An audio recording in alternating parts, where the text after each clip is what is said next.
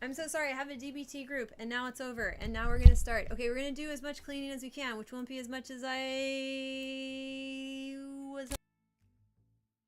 Now I just learned what the spacebar did. It mutes. Oh, the space. That's fun. I didn't know the spacebar mutes me. Well, that was exciting. Okay, we learned something. Welcome to Autism Peer Support for Housekeep-a-thon, also known as HCAT, also known as House Cat, which I didn't think of until I think Kyle said it, and I was like, what? Why didn't I think of that? So yeah, so we're gonna be on my shittier headset temporarily, and then we won't be when I can move to the other one, which is charging right now. Or I think we will be. I don't really even know how to pair this one. So for now, hi. How's it going? So I was talking about my theory. So local, featural, global, configurational, which is similar kind of to monotropism, but also not. It's different, similar but different. But the similarities are a strength because it means we're going in the right direction. I was saying, like, I think humans go in circles too much, but they're like tiny circles that don't talk to each other. So we're just doing donuts on like totally different tracks, and we should just like work on the same car going on to, like, you know, one objective that we learn from all of our little individual donuts. So yeah, anywho, hello, hi Julie, hi Nola, good to see you. And let me see if I can use this other headset, and then we can just get started. So yeah, so today what we're going to talk about is more of my local, global, etc. And we're going to pop through extrinsic, intrinsic motivation, and sort of eventually, probably not today because I need to sit and read it, but I got some stuff on default mode versus focus mode, or like task, what is it called? Task, wait a second, it's called task positive network and other such things. So my theory is evolving, everyone. It's evolving. Gee, if my theory was a Pokemon, what little thing would it say all the time? I don't know. Maybe it would say I don't know. Oh, it probably would. Yeah, I have an I don't know. Oh, I know what I need to do. I need to unpair this from my phone, so that's why it won't let me pair. Okay, and then we can just get started, and I'll pop onto the Discord, and that'll be great, and that will be what we do. Okay, so how's everybody doing? For Housekeep-a-thon, this is what you're going to be doing. You are going to look through your space, the place that you live, your habitat. Let's call it your habitat. And I want you just to observe things in your habitat that are broken. Like, they're like, oh, that's unpleasant. That makes me sad. We're going to try to create a habitat that doesn't demand things of you that you are disabled at. So I'm starting to question pathological demand avoidance from afar. I've sort of like been hesitant with it because I have misgivings about it. But here's where it gets interesting.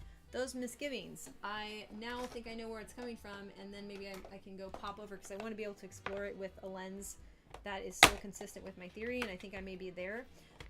What if it's actually avoiding things that you're disabled at? What if this is more or less like, I don't want to see my disability. If I do this work, I will be disabled at it, and I do not want to see the result. I do not want to be confronted with my disability laid bare in front of me in the thing that I produce, which I produce disabledly. Disabledly? I get to say that. That's a word now. That's free with purchase if you are born with a funny brain. So yeah, so basically I'm thinking that may be something to ask questions about. Again, I'm asking this from a very great distance. Yeah, okay, so then think about it this way. So it's really, really nice to use a disability that's somewhat analogous. So I believe that autism, and this is, so I'm saying for autism, but this could be, again, applied to other neurodevelopmental issues. So I'm going to use autism because there's a little bit of more direct correlate with what I'm about to say. I like to use congenital blindness because there's a visual spatial disability going on with autism. You cannot convince me otherwise at this point. If there's anything that's not supporting this hypothesis, it is wrong.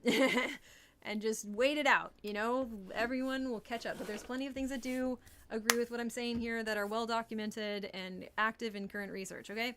So that being said, if somebody is congenitally blind and you make their daily routine Rule Goldberg machine that they have to do, like, you know, every day. Let's say they have a 15-minute thing they have to do. They have to press this button, then they have to walk over there, and they have to ring this bell, and then, you know, then a couple other things happen, and then when they hear the buzz, they have to clap 5 times, whatever, right? So we have a whole thing, and then at the end of it, they have to pick up the can of red paint out of a rainbow of paints, and then paint a heart.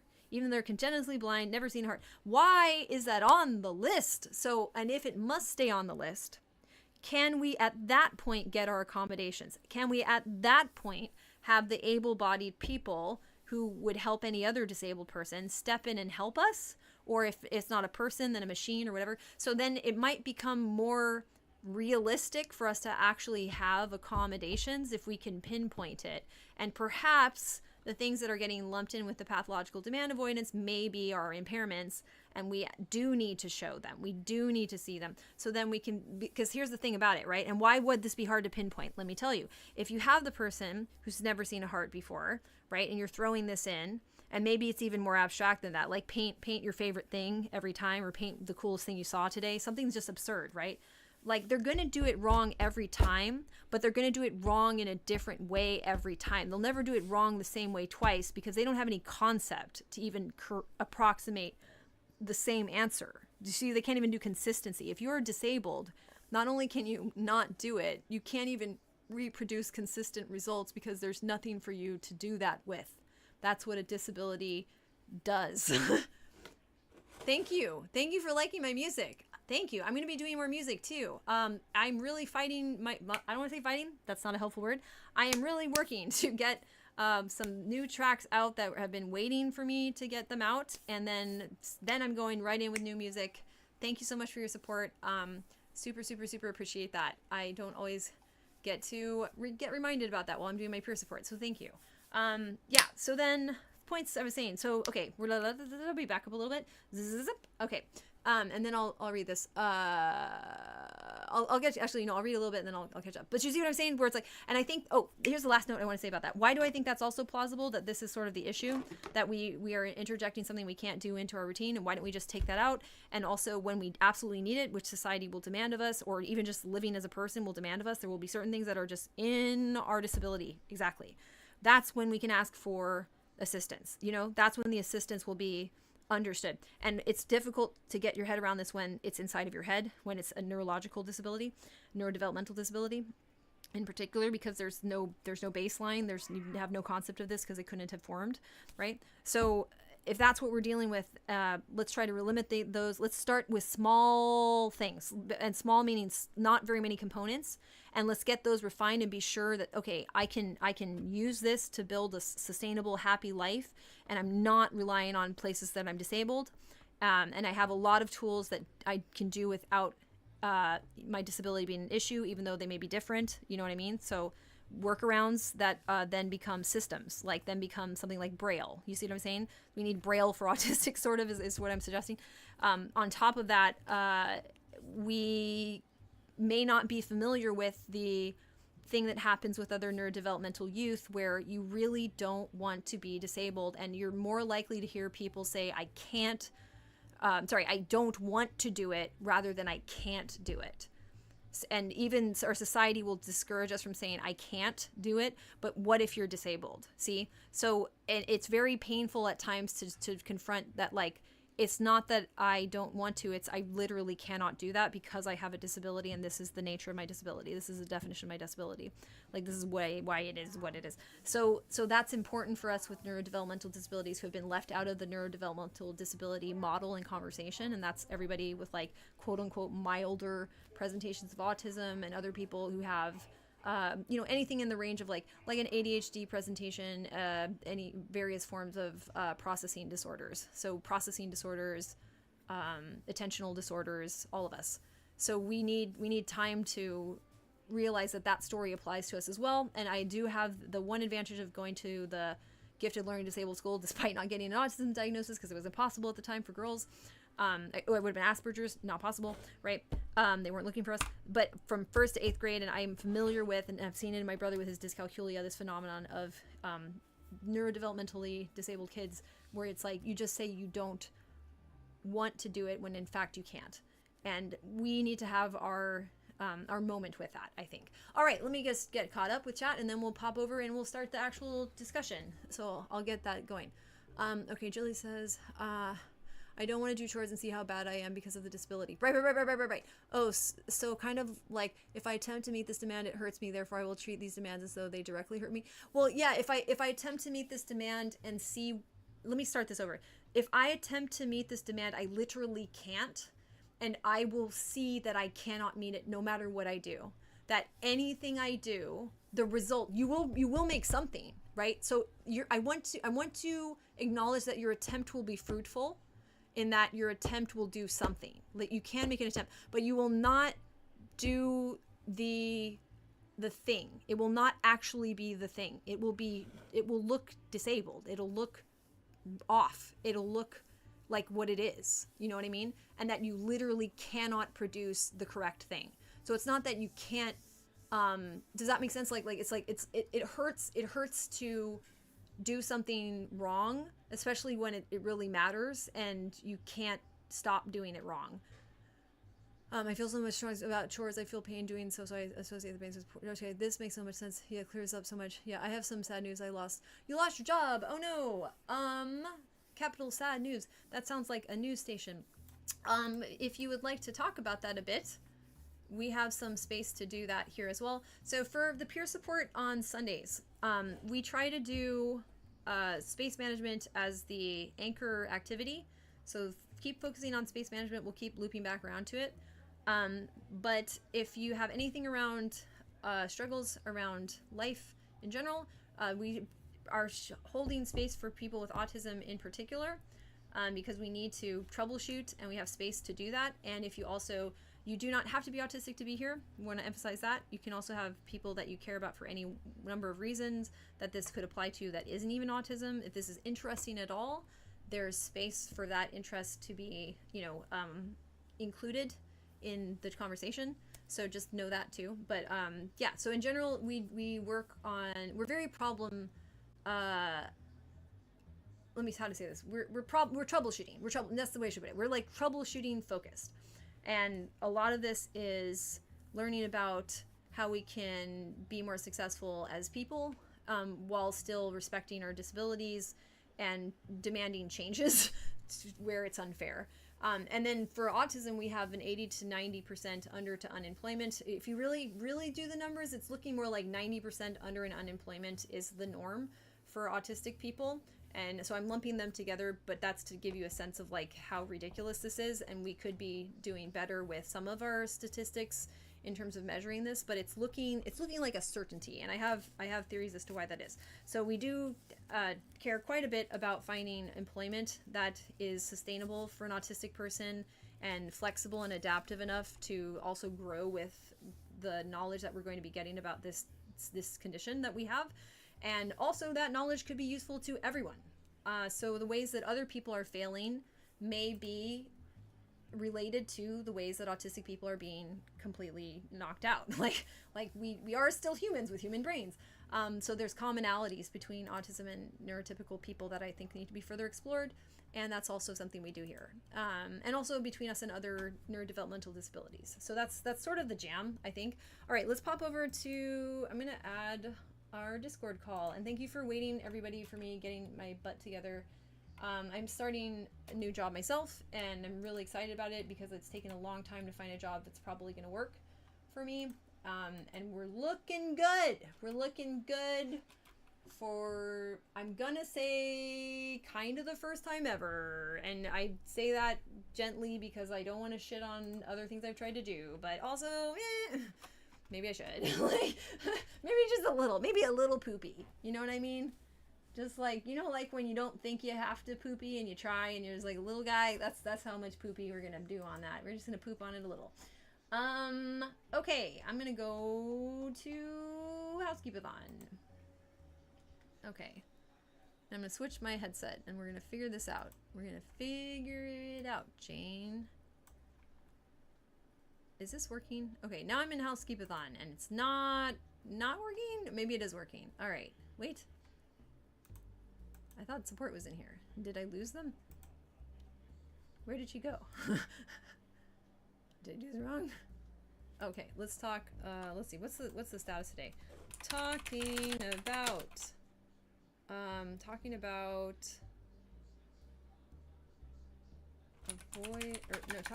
accommodations. Yeah, let's talk about accommodations, because that's something we got to figure out. I can't spell it, apparently. Or I can, but I'd failed. I just messed it up. I do know how to spell it. I just missed an M. It's one of those words that has like a lot of letters going on, like 2 C's, 2 M's, back to back. Those ones, I'm like, why English? All right. And now I'm going to try to switch over to the headset on my main thingy. And we'll see what happens to this. How are we doing? Test, test, test. Oh, maybe not. Am I even making noises anymore? Ooh, that's not right. Oh, wait. Oh, okay. No, I know what I'm doing. You should be able to hear everything now. Boop, boop, boop, boop, boop. Okay, test, test, test. All right, now I'm on the other headset. Does anyone here like Doctor Who? Loved it this weekend? No spoilers. I've had friends over my life that have really liked it, that also I very highly suspected were also on the spectrum. So I do know that's a very spectrum-friendly show, but I am currently unable to get into TV shows due to time constraints. But yeah, I'm glad that you enjoyed it, and I have heard nothing but good things in the grand scheme of that entire series from other people who are spectrum. Also, hello and welcome in. Okay, so reminder on what the heck we are even doing. I need you to look around. I'm going to pop this open, actually. I need you to look around. Why are we looking around? Well, let me explain. We need to know where we are. And where we are right now is our house, I would assume. If it's not, this is okay. But ideally, next time, you will be in your house. And then when you're in your house, you notice what it be looking like. And I want you to, on today's challenge for this, I want you to try to notice stuff that you're like, I have disability around that. And I want good enough to be totally good enough. Like, I want like shitty disabled version of something to be good enough around anything that you're noticing that with. You're like, huh, well, that's definitely never been good, literally ever. So it suggests that this might be where my impairment is. Great. Can we do a version of it that's done? And then maybe in the future we'll never have it look like this as it currently does ever again, because it's going to hit your disability too hard. So let's just take a quick assessment for that, because maybe that's part of what's happening to us. And yeah, I am in Australia, and it's really hard for people on the spectrum to get jobs in Australia. That is terrible. I follow a little bit this guy Orion Kelly on YouTube, and he's an Australian autistic advocacy homie type of guy. He does this sort of general like peer work and has a pretty good channel. And he's also sounded pretty frustrated about getting a job there. I feel like it's hard. Well, see, it's like, where is it easy? I think, Snuggle, that we need to have our disability rights re-examined in law. So in America, we have the ADA, and I don't know what you guys have in Australia, but I'm sure you have something on the books that's supposed to provide for people with disabilities in a way that they can participate fully in, your society, civilization, be a citizen, but I don't think it's fit to purpose without examining exactly what autism is and the full spectrum of it, which wouldn't have been possible when the ADA was passed, which would have been, I want to say, I'm blanking now, 70s, 80s? I think there was some stuff up to like the early 90s even, but that was a window where they didn't have like the expression of autism that I have neatly codified in psychological examination, so they wouldn't have even been able to like consider that for our legislation, like that is around protecting neurodevelopmentally disabled people from shit life outcomes that are just due to disability. So that's what I want to work on a lot in the peer support space. How can we build the things that we need, and then how can we go talk to our governments and say, here's the stuff that, try as we might, we cannot do all on our own. You have to step in, or else your commitment to disabled people becomes just nonsensical. Like you have to include us in your conversation about disability, and this is what we need you to address because we've checked. Like, we're good here, here, here, here, and here, but over here, oh hell no. Like this is not happening. This is a disability, and we need to then, we can obviously like fight for government grants to go into research to further prove our point. Like, this is genuinely the disability. Here's a way to look at it. Here's a way to frame it, which takes some work in doing because our disability exists inside of our brain, right? So that can be understandably confusing. And I do allow for a lot of space for that to be very confusing. I think what upsets me at times is that if people imagined their brains differently than we currently do, like they changed the model of the brain that they're working with, it would improve a lot of things, not just the outcomes for autistic people, neurodevelopmentally disabled people. It would improve a lot of people's lives because the model we have is inaccurate. It doesn't account for autism. It's not that they have the correct model of neurotypical people. They don't have the correct model of the brain. And so the sorts of discussions that I'm trying to facilitate here, I think will be incredibly important to changing that and allowing people to engage with a fleshed out model, like an alternative model of the human brain that accounts for autism, accounts for neurodevelopmental disabilities, accounts for people who are neurotypical, and is a better explanation that then will allow us as a species to try new things that currently our imagination can't access, or at least our collective imagination, I should say. Maybe autistic people and people with disabilities are talking about these things because otherwise it's like, well, what am I going to do? I have to get creative here. So I want that creativity to be really free in my streams, and that's one of the reasons that I do this. You got a license that had to give a doctor's letter to the DMV. Yeah, okay. And driving is impacted for you. For me, it just took me longer to learn how to drive. My grandmother is the one on my mom's side that I think was like bringing the autistic genetics, and then on my dad's side, I think it's my grandfather. So my mom and dad are not diagnosed, but like almost certainly they both have autism. Like it's almost like technicality at this point, just the way I turned out to. But yeah, my grandmother never drove. Driving can be something that we never do. So first of all, congratulations on the driving. It's okay if you don't. I just want to reemphasize that. Yeah, like Jilly, doesn't know if you'll ever be able to drive. It's okay if you don't. It's okay. It's a lot. It's a whole lot of a lot. I like public transit as a solution for a lot of other issues as well. My brother doesn't drive, and he's got a really great thing going for him in terms of life and work. But again, public transit, if you can get it, really good idea for someone on the spectrum to make full use of that, so we don't have to feel agonized about this. But that's important to also bring up, that like a lot of us don't drive. So, but why not? Well, because it's related to our disability. It genuinely is. And that may not be the most realistic solution for us. Like, we need alternatives, right? So public transit serves autistic people, but it would make everybody else, right? It would be better for everybody else, right? So it's I tried to learn to drive, but spent very quickly. It's a money pit. It's checking the blind spot. A mistake could kill. Things change so quickly. All I want to do is turn left. Yes, it's a very confusing thing. That's why, like, when I do drive, I've really committed to, I'm only going to drive on off hours, so that I am working with very limited traffic. And the job that I have, I selected the location, and it was a little bit confusing to them because it's like, well, you're outside of the city that you live in. I'm like, no, but the city that I live in, there's no parking. And I can't deal with parking all the time and not F up my car, you know what I mean? Like, scratch up my wheels, potentially have something worse happen, be late. Like, I was like, I cannot cope with traffic. I cannot cope with parking.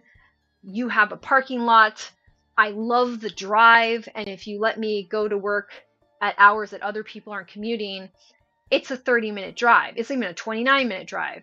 The city that I live in, forget about it. You're not getting anywhere in 30 minutes. That's a pipe dream. So, just from parking, just from that. So I was like, nope, it's going to be predictable. I love it. There's less cars. Let's go. My was listening to your songs this morning. She loves your. Oh, thank you, support. Yeah. No. Okay. Then I got to get this music going.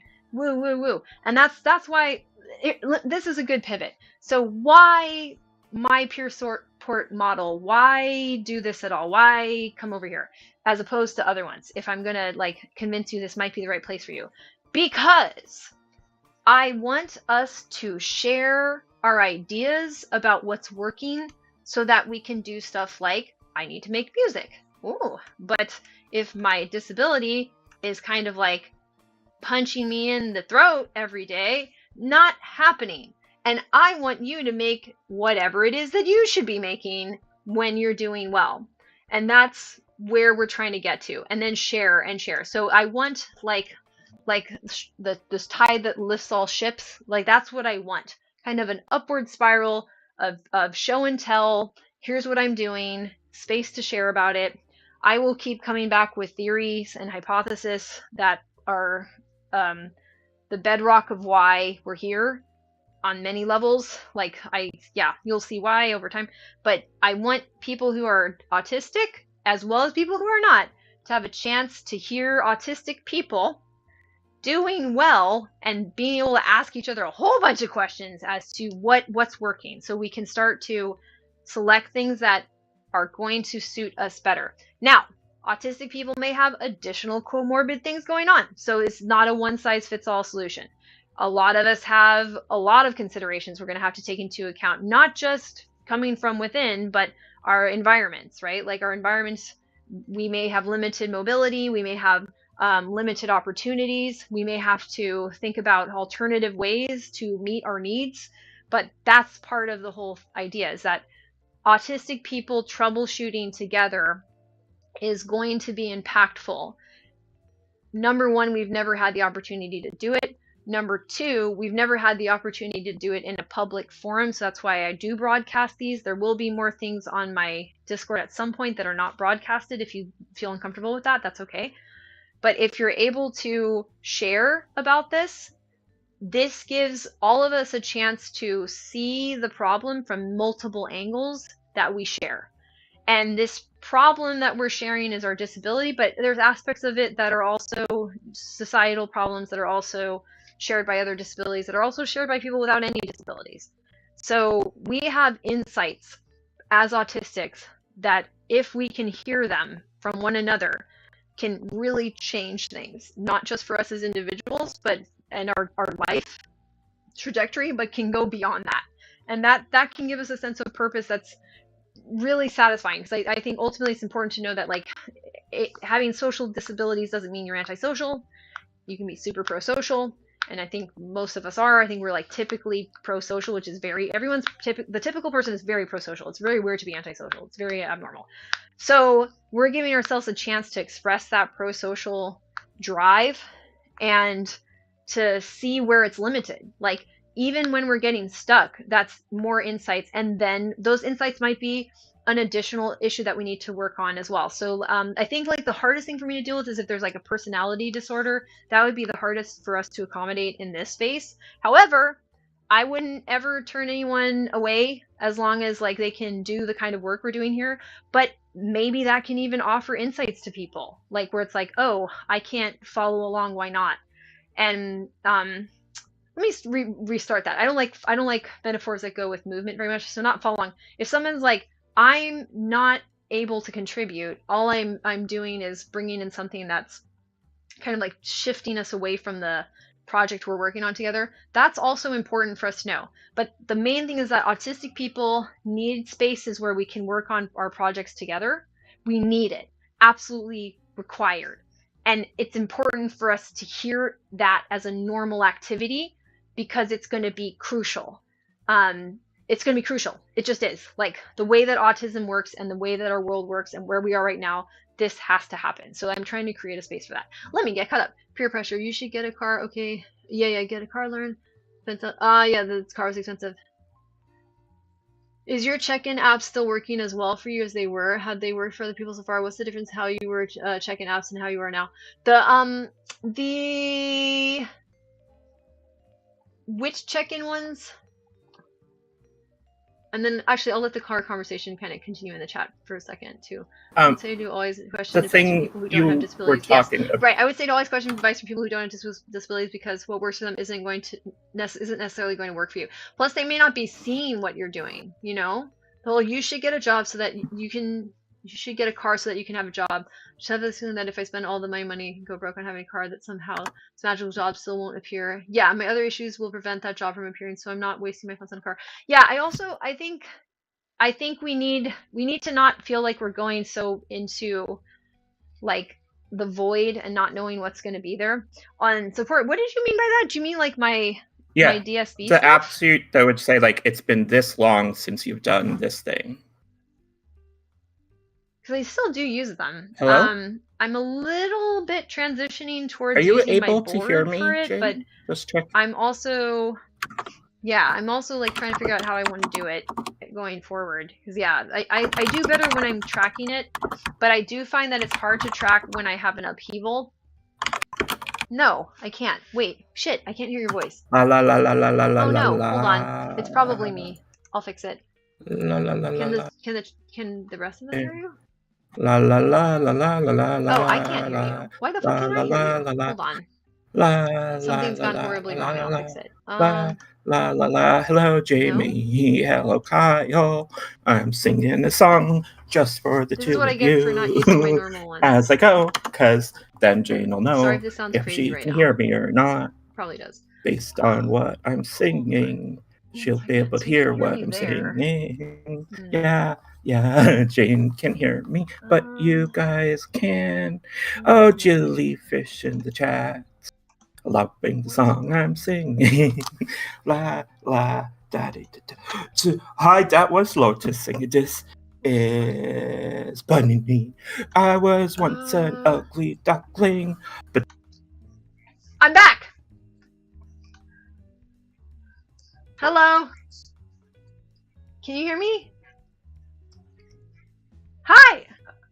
I can hear you now. Great. Dope. Can I make it in? Oh man, I was like, that's gonna be the new song. Okay, go ahead.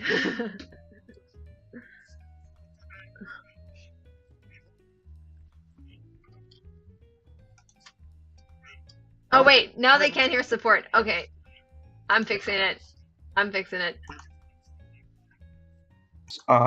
that work? Song about some money. Did I fix it? 6 pence is money. The apps are those ones where you would like check in to the thing and be like, oh, it's been this many days since you've done this thing. Oh yeah, I'm still using it. I like it. Again, that also got upheavaled a little bit because of my job thing. But yes, it does help me. I don't use it as much though. What I ended up doing, I think what would work is if you have a lot going on, you need to have like a back burner list that things can sit in where it's not a big deal, and then like 3 that you pay attention to. Because if it gets too long, it's a problem, especially if you have a transition. And it's possible that there's an upward limit at all times, but I don't know because I've mostly just been noticing that when I'm like getting ready for this new shift in my job that I just couldn't keep up. So it may be that there's just a hard limit for how many you get to have. You can all access it. I'm using countdown apps to help me to stay working on tasks. But the trick with it is I'm using it weirdly. So I let it go past the countdown, and then it's like keeping track of how long since I last interacted with whatever it is I'm trying to work on. And it's Jane uses it as a count from the last time she interfaced with certain tasks. That's the right way to put it, yeah. Because, Jane is time blind, and so like she doesn't have a sense of how long it's been since X or Y. Right? You don't have an internal sense of that. Exactly. Right. Yeah, yes. Time elapsed. Yep. Which again puts me to mind that like I really wish I was able to just code up an app easily and push it out so that we could try different things. Yes. and like make it actually designed for the things that we want it for. Right. But like I don't have the ability to do that. My current thinking from my experience of like trying to get ready for the new job and deal with it and just being like, oh, this is really hard, would be you need your bin. That's the one that you're actually actively working on. And then you need one of like backlog, and the backlog would have its own meta timer, right? That would be super useful then, because then it becomes one object, right?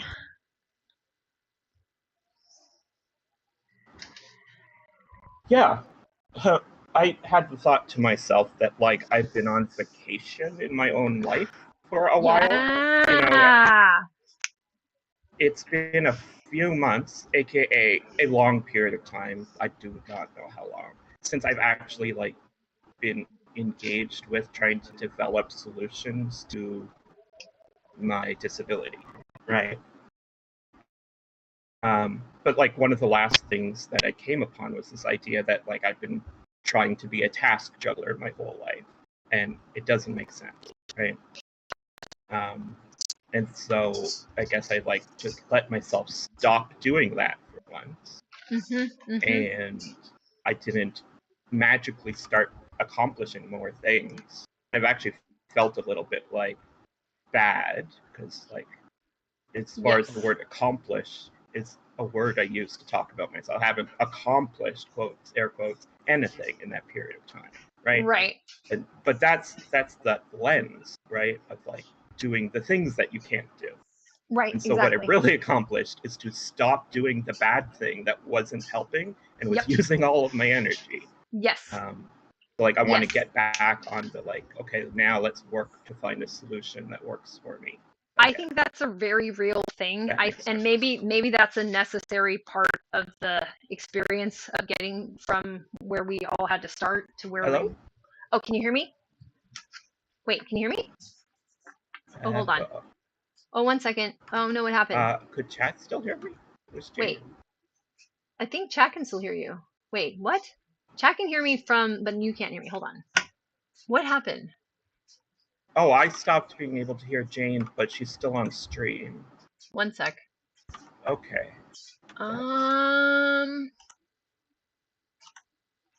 Wait 1 sec. Yeah. So Jane, in Discord, like it's not showing up in green, so it's definitely on your end. Test.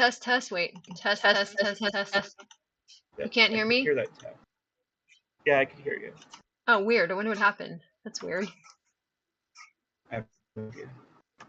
Discord stopped picking you up. Huh. I went too far from the. Weird. Okay. Did you have any feedback about that stuff I said? I did. I was going into it. You had said. Do you have the last thing that you said? I took a vacation basically from working on this because I realized the way I was working on it was anti-helpful. Yes. So I think that may be a necessary thing that we have to do. Like we have to experience that, at least coming from where we did or starting where we did and creating what we want to create. That may be necessary because we learned that was important through people repeating that it was important so many times that it seems recursive. So we have to like get distance from it any way we can. And if that means doing nothing, I'm kind of like, maybe that's fine. You know what I mean? Like it has to be fine. And then for people later on, maybe that's a shorter period of time if it has to happen at all. But for us, yeah, I mean, yes. It just makes sense. Because again, it's not like it wasn't that I was doing things. It was that I was struggling, right? It was, it's like a car with its wheels off the ground that still its wheels really, really hard. Like it's not helping you. It's actually unhelping you. Yeah. Right. Yeah. And if you have a chance to stop doing things that you're disabled at and then start to feel what it's like to be able within your range, that's very good. I think we're mistaking being disabled for being a piece of shit. Right. Also, Jamie, congratulations on staying away from drama channels. This is very, very, very good. I know that's going to be big for you. So any success that you've had in that is great. And hopefully eventually... Yeah, that is great because... Yeah, go ahead. Drama channels are like a dopamine rush, right? They're just something is always happening. This something involves humans, and therefore it's important, right? And so it's just it's the same sort of thing as doing drugs, right? It is just activating brains like, yes, I want this sentence, without providing anything of value. Right.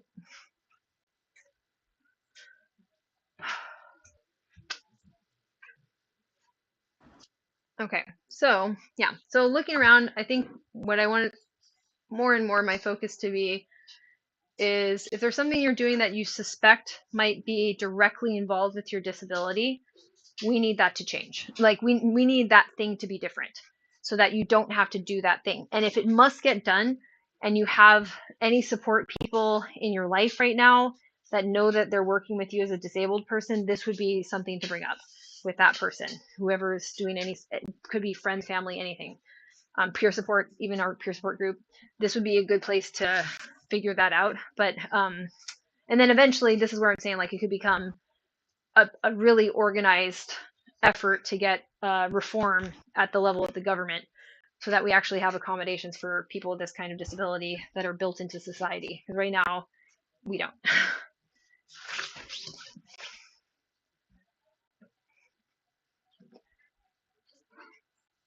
And also, I think we can spare ourselves having to argue with anybody who doesn't believe we need them.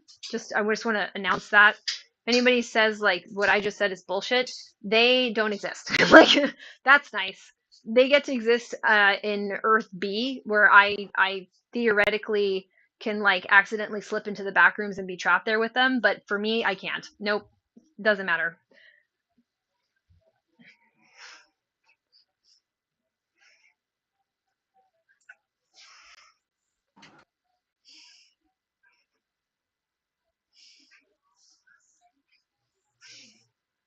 What I've realized is that I have to stop having conversations where I don't have evidence that the person I'm talking to values what I'm saying, right?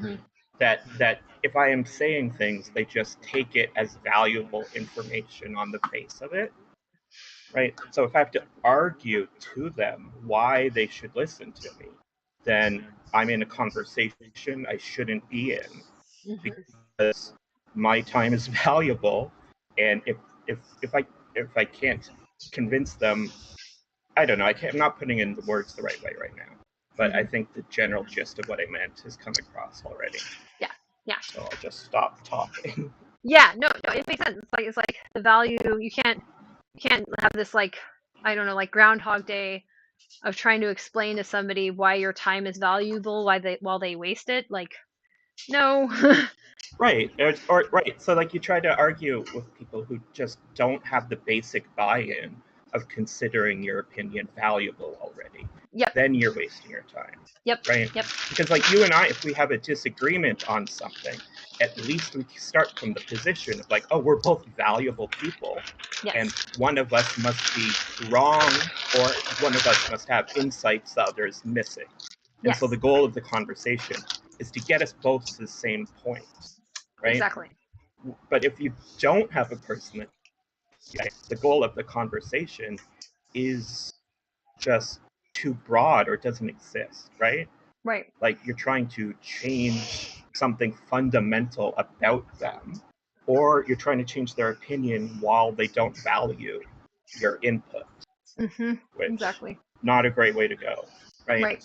And we have this model online, especially the people who do, I don't know, just the people who go on and talk and argue about things for a living on the internet these days. We have this model as if that's useful because they talk to millions and millions of people, and some small amount of that group changes their minds after listening to them argue. But like that, with that number of people, and probably more people should change their minds on the topic listening just by dumb luck and chance. Right. Right? It's not any amount of evidence that what they're doing is useful or good at changing people's minds. It's that if any group of millions of people listens to a topic, some of them are going to change their minds no matter what. Right. And there's some people that take so credit for things no matter what too, and that may be the people that do that. Sure. Yeah. Right. So we get this false idea that it is useful to go into this thing where you're arguing with people about reality.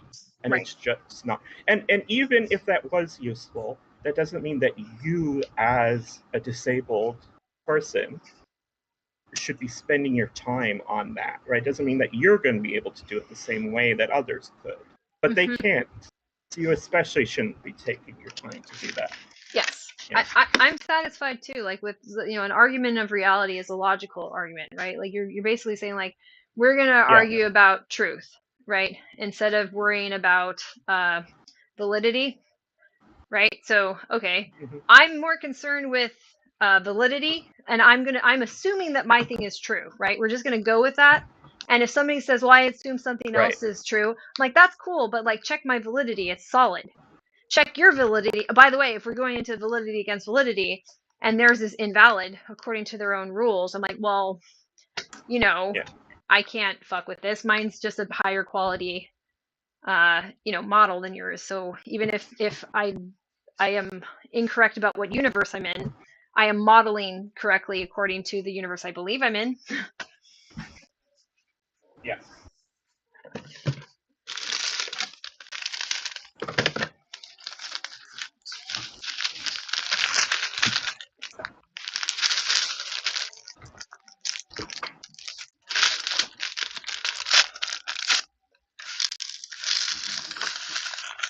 And I do think we seem to have kind of enough autonomy in general in society at this point that if somebody believes they're in a different universe, even if on some level they are fucking up your life, or at least people who are thinking like them in a block, like that cohort is fucking up your life, there is parts of your life they can't touch, and let's just work over there for now. You know what I mean? Like there's value in ignoring people who, even though they may be contributing to a species-wide problem, you're not going to be able to stop them right now. So let's see what else we can work on in our lives that's going to improve you being effective, rather than all of your effort being trying to stop the guy instead of you starting something yourself.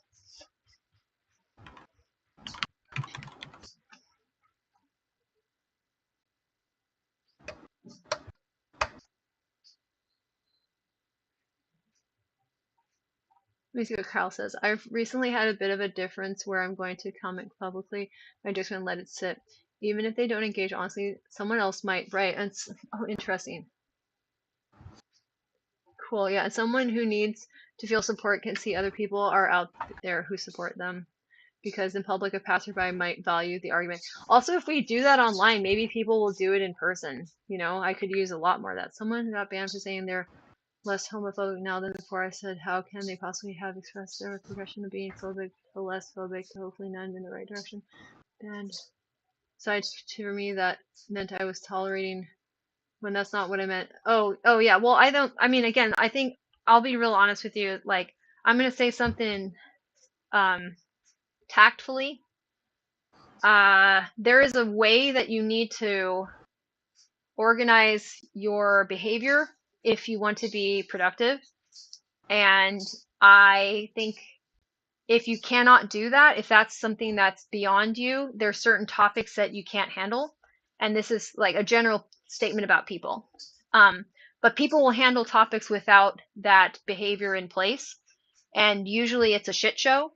And makes people uncomfortable, and it's very pointless, and it doesn't make any sense. Now, not to say that like people watching a shit show can't get inspired, but there's a lot of people who are out of their fucking league, and more power to them. Like, that is awesome that they have a very high opinion of themselves.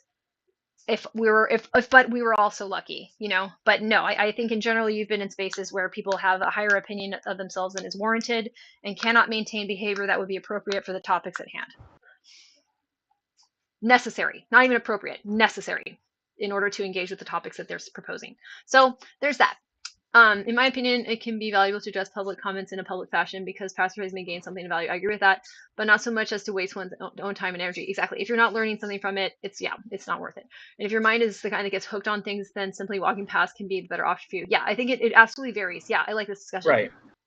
Because I was speaking from the space of being someone who gets absolutely hooked on things. Yes. Right. I could have one disagreement with a person where I'm trying to communicate something to them. And if they don't say, oh, good point, you're right, this might be the next 3 months of my life. Be working over this argument again and again and again. Right? And I need to know that about myself and watch out where I get into conversations like that.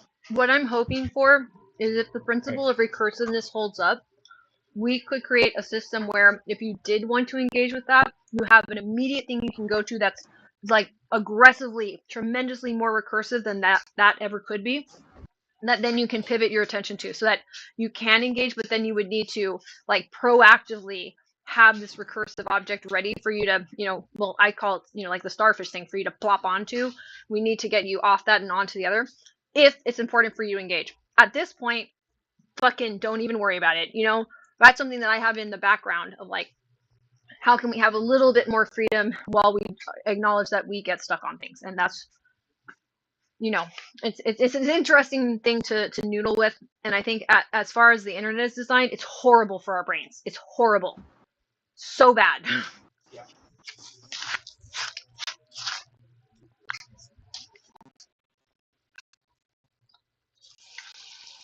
And that's why I get pissed at people who don't give a shit about, the standards of their own behavior. When this internet shit is so bad for, I just care about autistic people's brains. I don't know what to tell you. And it's bad for everybody's brains, but it's definitely not good for autistic people's brains. And if they're ever like, man, I'm so amazing at being inclusive and I'm so great for disabled people. No, you're not. Like, you clearly are not observing the effects this is having on autistic people's brains. And if you can't act like a freaking like super adult, like the most adult to ever be in the room of adults, and you have autistic people in your channel looking up to you, relying on you in any way or fashion to give them insights about the outside world, you are not the person. You should just tell people you can't handle having autistic people in the room. Just say it. Just say this is a party channel for people to pretend that they're taking things seriously. Do that. Don't do this shit with this internet the way it's set up. It's super unhelpful for autistic people who are chronically under and unemployed. If you can't take that seriously, you don't even have to say you're ableist. Just say, I can't handle autistic people. I would need training to handle autistic people. You can, be as diplomatic or tactful, but I think most of these people should just say, I'm unhealthy to autistic people and you should leave. In my damn humble ass opinion. But honestly, like if people could be honest with themselves instead of, people shouldn't use having autistic people in the audience as like a sign that they are a good person. That's not what we're here for. That's not the service that autistic people are playing in society. The service we're playing into society right now is feeling really sad about our inability to contribute what we're actually capable of, and it's breaking us as people with a heart and a soul, like or whatever you want to call it. But like we have a pro-social urge, and if we follow that urge into these online spaces, it's really corrosive and unhelpful for our lives. And I don't think that anybody who puts an autistic person in a position where their life is crumbling because they're addicted to, the content that's addicting everybody, like I'm using addicted loosely. Anybody who's insensitive to that and is just using the person for views, I have nothing but contempt. I have no respect for that, and it's a lot of people. But that's really where it is to be autistic. It is that complicated. It is that challenging. A lot of people need to know when they're out of their league, and just leave us alone. Like just say you can't handle autistic people in your audience and move on.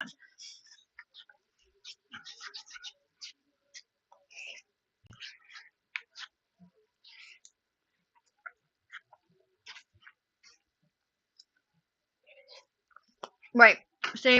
I like this, Julie. Saying you need help working with somebody who has a disability or special needs is just asking for help as long as you politely and with respect. I don't like online and like Twitch is, I really stay away from most of Twitch now. Like I really don't engage. No offense to people, it's just what they've set up is not good. I just fundamentally disagree with what it's doing to me or anybody else. They need consultants. They absolutely need consultants at the level of popularity that they're striving for in a population that is extremely dense with autistic people relative to the general population. Like there's a lot of autistic people hanging out on Twitch, and they want to just be popular. They want to be, get subs, whatever they want to do. They want to be, on some level, they want to be mini famous, not big famous, but mini famous, right?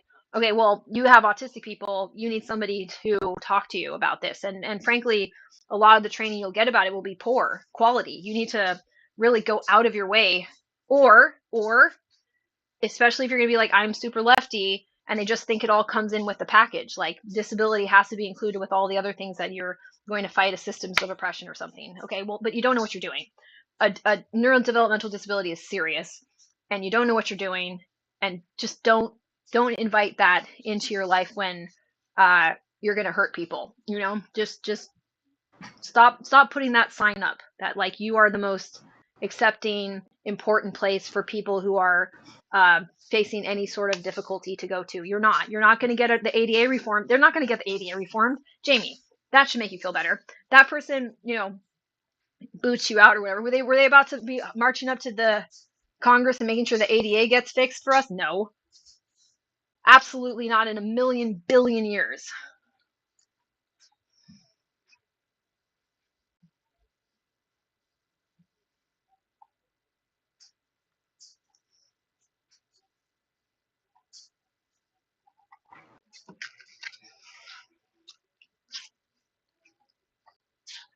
Okay, I'm eating oatmeal and then I'm going to do more organizing. I'm doing laundry. Okay, everybody. Soon to be terminated dictatorship, where I say you have to figure out one thing that could be a better thing, that is a thing in your room that is not good the way that it is. There's something wrong with the thing. Find the thing. Look at the thing. Evaluate the thing. And I want you to change the thing so that it is now a better thing.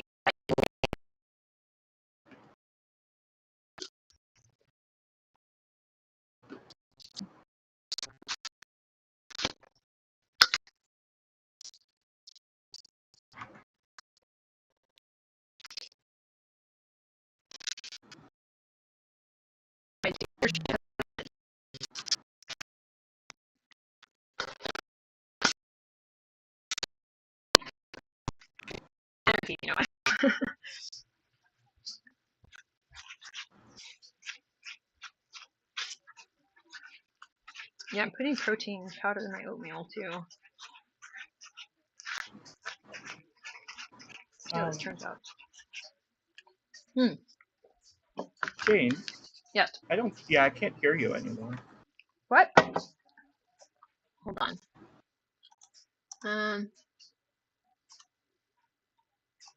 One second. And your voice is still on stream. Okay, I can't hear.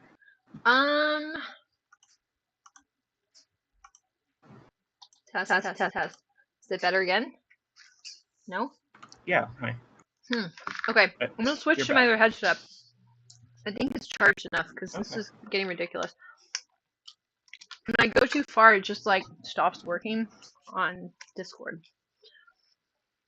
Oh, okay. Right. I'll switch.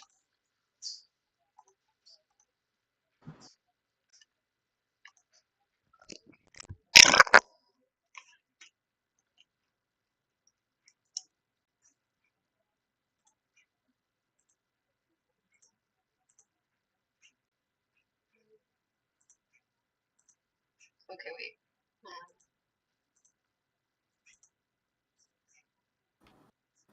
Okay, I think I'm almost there. Okay, this should be good. So you should be able to hear me, and chat should be able to hear me. Okay, that's good. Great.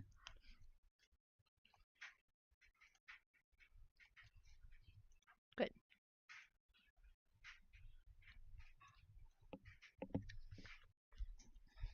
I definitely have a problem where I'm like, okay, I'm gonna upgrade this item in my life. And then I start doing it. I'm like, this sucks and it's going to take a lot of time. And I'm just going to stop doing it. But now this item that was working imperfectly before is taken apart and not only non-functional, but like is a larger, messier, broken object. Mm-hmm. That's fair. Yeah. That, I think, could be refined. That feels like we don't know what the process is supposed to be. That's relatable, though. I've also done this. Eventually, though, I kind of got used to over time that I would, like, try to reform it in some new way, and it totally wouldn't work. And then I would have to get a new one really quickly. Like, I'd have to abandon that one. We kind of do that, too, with some of our, like, abstract concepts. So, like, the solution becomes wait for an emergency and then start over? Yeah. Yeah, that's not exactly a workable solution. No, it needs to be faster than that. Yeah. Oh, but so you're going to talk about internal and extrinsic motivation or something, you said at the top of the show. Yep. Intrinsic. So this links back to that. Extrinsic. Yep, let's get into that. So I think that intrinsic, extrinsic motivation is still also just another way to talk about local, featural, global, configurational, and that, like, I think we've been, like, doing circling around this, but not in a way that we noticed, like, as a species, that we're talking about the same thing. Mm-hmm. So intrinsic motivation, they'll say, like, oh, it's something that matters to you and you're doing it just for the sake of doing it. I'm like, what does that even mean? What they mean is you're locked onto something. So basically, intrinsic motivation means you're looking at something and you're looking at it and it's there and it's there. So you're looking at it and you're looking at it, it's there. Like, that's it. You're just observing something, right? Extrinsic motivation means there's a lot of stuff going on that you're not observing, that you're just keeping track of. And our society is very conscious of extrinsic motivation. So extrinsic is just global configurational. Extrinsic means you're aware of proximity of yourself to other things and other things to each other. And you're also aware of hierarchy in terms of some criteria that these things are being measured for: good, bad, better, worse, more important, less important, prioritization, all this sort of shit that we aren't going to do because it's knocked out as a concept because it's global configurational. So we have a very extrinsically motivated world, and I was talking with my DBT group that has one person that's probably mild autistic, or at least has some features of it, and then one person who's not, who's leading the group, who has a lot of insight into some of these concepts because of psychology that they've studied. So they have some sort of relevant degree. I forget what it was. Anywho, but I got to pick their brains about this. And basically, like, they would agree that society is, like, very extrinsically motivated, and that, like, our school and our jobs, our media is pushing people to be more and more like that. And, like, that explains the 90% under and unemployment rate. I needed something as what's the word I'm looking for? As massive as that, as universal as that. I'm like, yes, that sounds plausible. So we need something that is, like, almost a certainty that autistic people will fail. If you make an extrinsic motivation-centered society, which is to say a global configurationally obsessed, over-recruited society, autistic people will fail. That's what that looks like to me. So that's sort of where I was getting into that train of thought. And that extrinsic motivation is about feeling that you know where you are because you are checking where everybody else is, and you have the ability to do that in subtle ways. And it's not even as like, what's the word I'm looking for? I was just, like, my analogy was, like, it's not hitting you over the head with it as hard as to say, like, trying to mind read people. I was saying to them, like, there's a more subtle thing that people are doing all the time with global configurational that people may not appreciate. And when they try to mind read, that's them trying to OP it. That's them trying to, like, going mad with power and thinking they can do something beyond what they can actually do. But that most of the time people are doing this very successfully, this little nuanced thing that's hard to put into words because it's just so natural for people who don't have autism. So an autistic person is constantly unsure of where they are and have never been sure and never can be sure, but we sure can figure out, here's this one object, Like that we got. And so we seem intrinsically motivated underneath at least that definition of what, you know, that model is saying, which I think is actually describing my model, but badly, or, you know, not as well.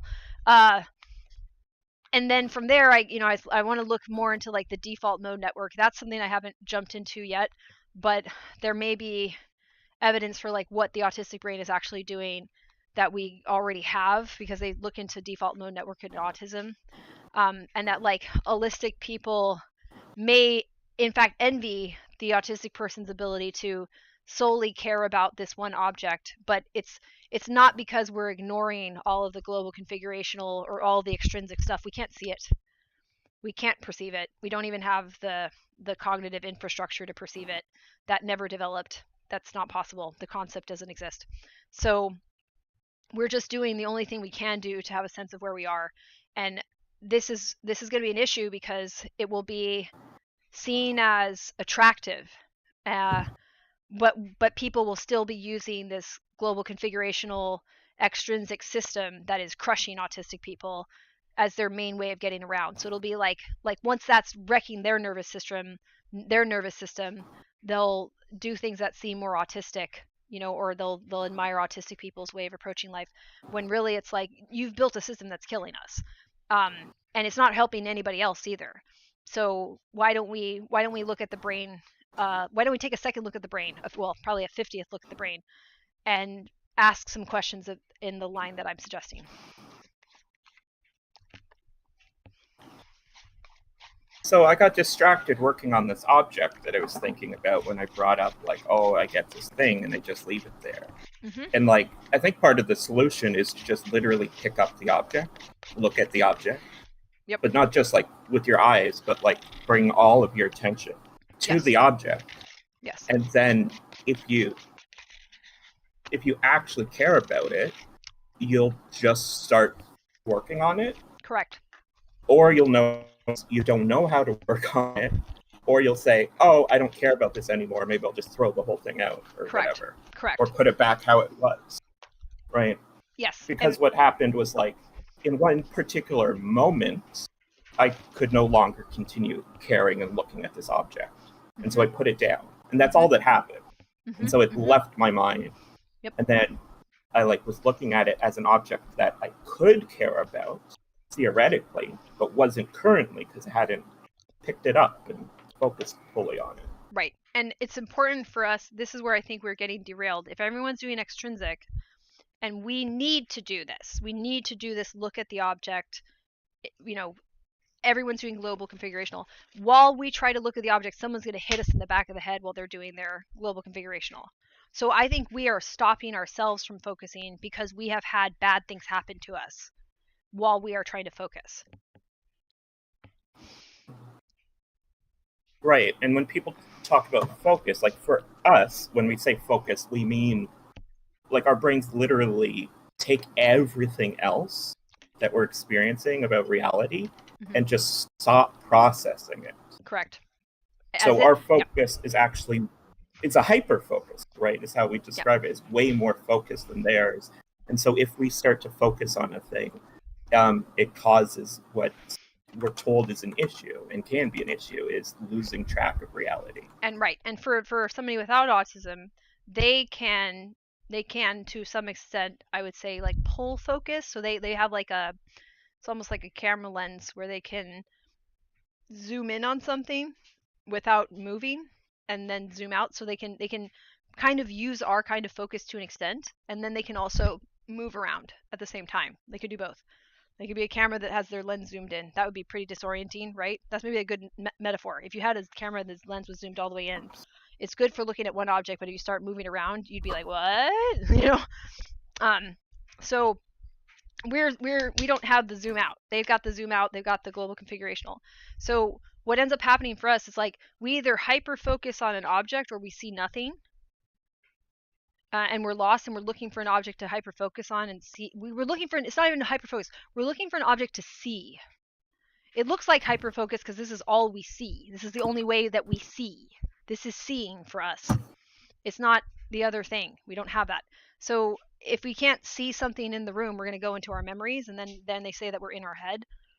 See, like they're in their own little world all of a Right. sudden. Yeah. So what's important for an autistic person to know is what we've been doing is we've been freezing ourselves between objects in case we need to pivot to an object, which is a person hitting us, attacking us, doing something. We're in the way, and they're going to make it clear that we are in the way. And this can be coming from a million different directions because of people scheduling with us. So there's things that are coming at us that we can't see because they're abstract, but they're still coming at us, and we, well, we can't see them anyway. But you know what I'm saying? They're not physical. They're not physical. They've made abstractions of people. So if somebody's supposed to meet me at 2 p.m., but it's on a phone call, or I'm supposed to check in on that phone call at 2 p.m., all this stuff is very confusing for us. So what we need to have instead is a way to just like keep people from hitting us while we're focused. We haven't been thinking. What we've been doing is trying to look at something and then be ready to look at something else. Does that sort of make sense? So we're anticipating having to look at something else, which will be cued or signaled by somebody outside of us hitting us from a direction we can't see. Right. It's like we're in a haunted house.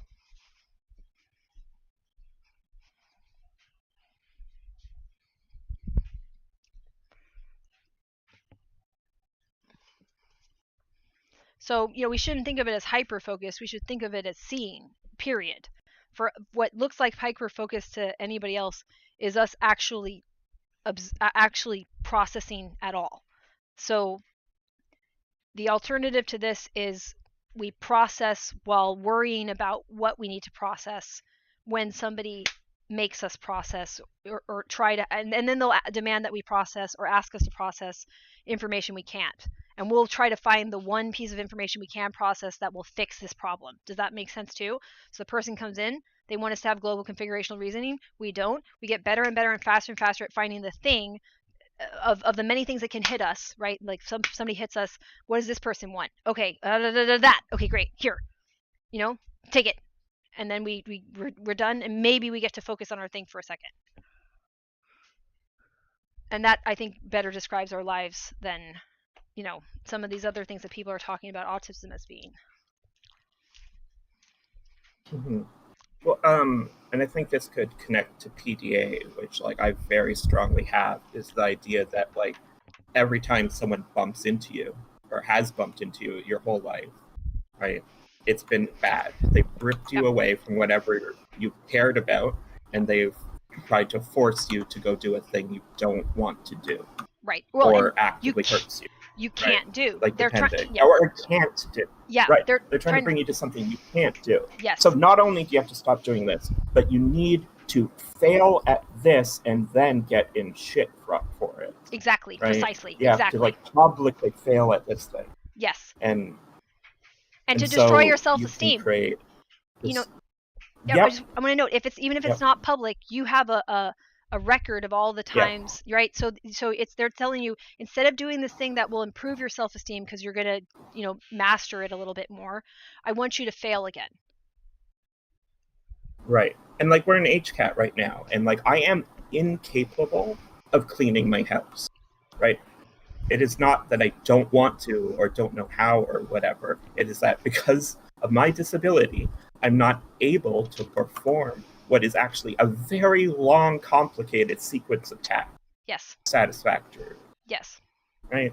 Yep. And so no wonder I don't want to start cleaning my house. Right? I can't do it, and the house will get dirty again before I even approach getting it clean for the first time. Right. And so I get this thing of like, well, what's the fucking point? Right. And then I just sort of leave it. Yeah. I think this is going to sound semi-depressing, but I promise there's like a light at the end of the tunnel here. This is going to be one of the things when we talk about like for ADA reform, I'll have to look up what it is in Canada. I know you guys have your own equivalent. We need a disability reform, and it's going to include the house issue. It's going to. And for now, right? Like, just go ahead. As part of your disability, you should be getting a house caretaker, right? Yes. Somebody who comes in and does a professional cleaning to the standards that people have. And right? Does, like and reorganization somebody who's too. Trained. Right. like two separate people, right? That's different, right? You'd have someone who comes in occasionally help you with organization, reorganization, someone who comes in for cleaning. And the person who cleans for you, because you're getting the cleaner for autism, will be trained in how to clean the house of someone with autism. Yes. Because it needs, like, they're going to have less input on how to clean, but also more input on what to touch and, like, what has to go back where it was and everything. And right? here's where it's about to get real wacky.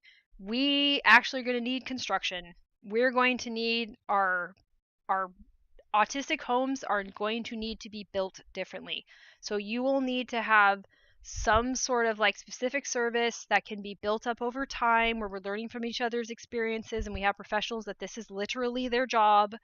And what they do is they come in and they're doing specific architectural design plans. You're basically taking an existent house made for people that don't have autism, looking at the specific autistic person, looking at stuff that has worked before, and then you're going to have to construct and do a remodel. You're going to have basically autistic remodeling of how, I'm not even slightly joking, not even like the tiniest percent. That is absolutely going to be necessary. And I don't even give a shit if anyone laughed at this. I'm right. Just wait. Like fucking clip the shit out of this, put it, bookmark it, you know what I mean? Come back to me in 15 years and tell me how right I was, because this is going to be necessary for autistic people. Now, that being said, what we're doing right now is not worthless, but I would say it is a holding pattern, and that eventually it's going to be recognized that autistic people, because we have visual spatial impairment, are going to need a specific kind of environment, and you're going to need people that can remodel current environments to meet those standards. All animals need to have cubby holes. Yes, Jamie, I've said this exactly. Yes. So I want a wall that is clear cubby holes that you can access from either side. Correct. And the labeling system, we have multiple things that you could do it. Some people might want to be able to move it different ways, but I 100% agree. My room here, if I could just have this wall knocked into a clear bin slotting, that's the wall. The wall is just that. Perfect. Right? That would solve and imagine having that from childhood. Imagine, like, oh my God. It's just like, I don't know if somebody without autism could understand how euphorically correct this is. Now, granted, again, each autistic person could iterate on this and make it work better for them. But this is what I'm talking about. When you are really, when you are really there, like with our lives, when we get to the point when we have built lives that are sustainable, it's going to include the house. The home that you live in, the environment that you live in is going to be critical. And it has to be structurally changed. I don't mean cosmetically. I mean the fucking walls have to be changed. I mean the doors have to be changed. I mean the windows have to be changed.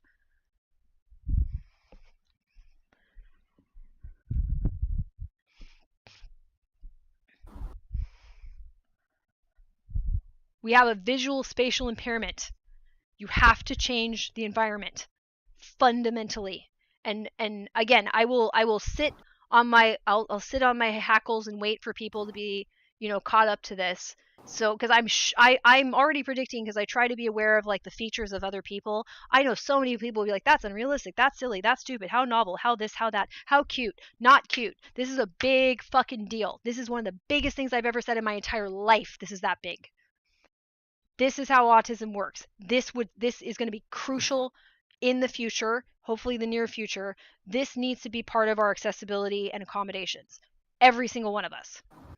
So make it fucking happen. You know what I mean? Like, I don't know. It's like, oh, that sounds expensive. I don't care what it sounds like. This is the disability.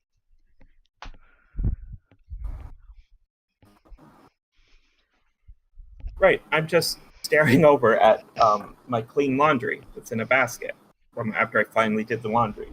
It's just all in the basket because I don't have a proper filing system for my clothes. Correct. And so I don't want to work on the task of, however, I'm going to continue to file them wrong at the moment because I don't have a correct way to file them. And so, I don't want to engage with that. Mm-hmm. And it's because, it's not that I can't engage with it successfully. And I know that. It's a disability. Right? That is your disability. right? And like what I want is a button I could press on the wall, and then my clothes section storage comes out of the wall. Yes. And then I put the clothes in it. And then I press the button so it closes and goes away. Yes. So that when I'm not interacting with clothes, I don't need them to exist in my space. Right. Right? And I've tried setting up different ways of storing them, but that's not what I want, right? I want to have sometimes an open storage I could just put the clothes in. And other times I want it to not exist and not get into my face ever. Support. Why do we like games? Yes. Why would we like games? What do games do? What is the answer? When you turn off the game, when you exit the game... Oh, it's off. It's just gone. It's just gone! It's just gone. See? Well, yeah, and this is something Rowan and I have talked about before, and of course you love The Sims, but it's when you're playing a game, like I could play games like the name of it matters to me, even if it doesn't technically matter. 1 second. Just Go for it. Building management game. Factorio, right? This is a game about managing production lines, and it's all about like spatial setup and everything. But when it's a game, it's like changing the setup in the game is extremely easy to do. And also like it's 2-dimensional, so the setup is there only on 2 dimensions. So that's vastly simplifies the spaces, the spatial aspect in the first place. Yep. But also like what you're trying to accomplish is very specific, and your options for accomplishing it are very limited because it's all on a grid system. You've only got so many objects that exist within the game. So you can only do this many things. When I'm in real life, and I'm like, I need to fix my clothing situation, how I store it, ideally without spending any money, because I have no money. Right. It's like, well, okay, so I need to create something without spending any money, and then I need that thing that I create to solve my problem, because I just spent all this time and energy creating it, so it has to be right the first time. Yep. And I don't know what it needs to look like. And it won't be taken seriously. It won't be taken seriously because it'll be like, oh, do you need an organization solution? No, I have a fucking disability that is not being understood properly. So that would be like, can you imagine the equivalent of that, right? With any other disability that we can understand needs actual like physical changes to. You know what I mean? Like it would be like saying to somebody who literally needs, cannot move without a wheelchair, like, oh, that's cool. You must have like you need a mobility program. It's like, what? Wait, what? Nope. Well, hold on. Wait, what are you talking about? So it's like for a typical person, it might be nice to have a mobility program that they incorporate into their life. We're not talking about that. We're talking about our environments need to have a thing that was like a wheelchair. Like, we need that. That is at the level that we are talking about. And it's going to be extremely important because then we can incorporate aspects of that design into other areas that we interact with other people. And like, it's like, well, like, and again, like if anybody argues like, why do this? I'm like, well, okay, do you want to be completely incoherent in your position on disability or not? Like, this is because this is how disability should be treated, and this is a disability. End of story.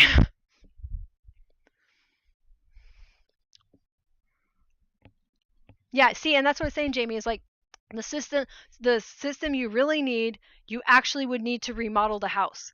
And like, again, like I will take this hill and rebuild it anywhere I need to and then die on it. Because like, I need people to understand this that have any sort of ability to change this dynamic. For us, I just want to raise our consciousness that like this is even something not only that we can want, but that we do need, and that us wanting it is a survival thing. And like, that's how seriously we should get to take this. The end. Like I'm not entertaining, again, like Earth B can entertain this being something other than what I'm suggesting it is. I'm not doing it. I don't have time. Right, and like you talked about, like all autistic need this thing where you've got like see-through containers, and I'm like, I think I need not through containers. Perfect. Right? Like I want objects I'm not interacting with. Mm-hmm. I don't want to see them. I need to have less things in my living space, my habitat. I thought It's about, just what if it could be there's both? so many things.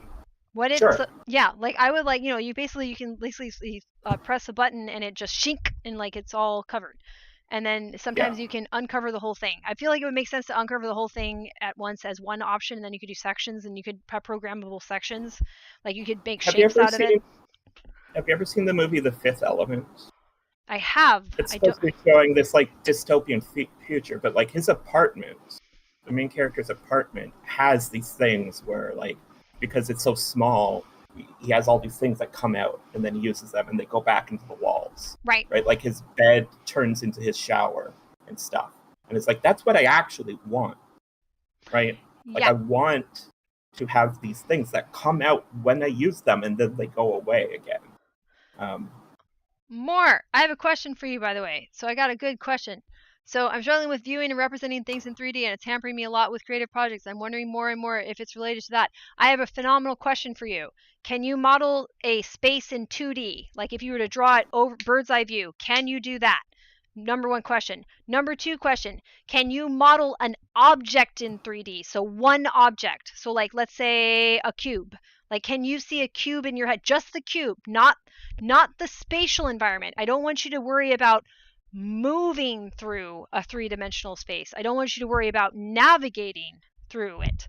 I want you to think if you're holding a three-dimensional object, do you have issues representing that? And if we were talking about an object that someone could move through, can you model it if it's two-dimensional, like you're drawing it overhead? Because the answers to these, yep. So that's what it is. Yes. So autism, we can do a three-dimensional object. Again, past the point of complexity, I think the human brain just would break. But yes, we can do. So we can do. This is why they're fucking up. They need to split visual spatial reasoning into the two components, which sometimes they do on psychoeducationals. I don't know if any other psychologists even bother. There's spatial navigation. There's visual spatial in the context of navigating, and there's visual spatial skills in the context of thinking about a feature of an object and all the sides of it. We can do that, one object. And then if you want us to think about an entire space, we have to do a 2D modeling of it. We have to do bird's eye view, if anything at all.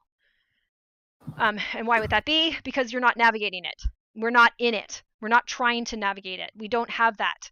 So like the whole concept of me moving through space doesn't exist because of how autism caused my brain to develop. So that sounds really weird because it's like, haven't I been talking about it all this time? But it's the same issue of like somebody who's congenitally blind can probably do phenomenal descriptions of various scientific phenomenon that are, you know, can only be appreciated visually, and they'll use visual terms for all of it, and they know what they're talking about. So on some level, we can do that amount of reasoning about it. But if you wanted to actually interact and interface with it, if you could turn it into a 2D bird's eye view, overhead view, try that just so you can get a sense of what the fuck is even going on. And if it can be something that's thought of as like a three-dimensional singular object that you're going to move around from every angle, you can do that too. But you know you cannot do the navigational shit. There's nothing for you to use to make that in the first place. Like it's a void, nothing. So yeah. So that's how I would, if that's helpful. I don't know what your specific thing at work and your specific creative project, but anything that you're doing that you can mess around with that two-dimensional overhead view, one singular three-dimensional object, exclusively use that. If you're trying to think about three-dimensional as navigating in a space, fuck it, forget it. No, forget it. It's over. Done. Never doing that. You're free. It's never happening. Fuck that. It never did happen. It's never, fuck it. That's somebody else's brain.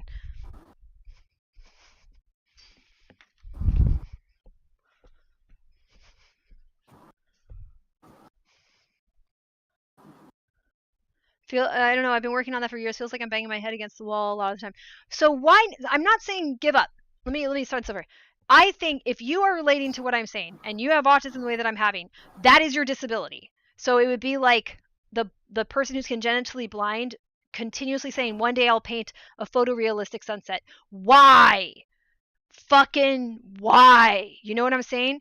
Now, if there's any way you can get your job accomplished or your creativity accomplished with alternative means, which I would argue yes. So don't give up on the outcome that you're hoping for, right? So like maybe the photorealistic sunset, like, well, why do they have to paint it?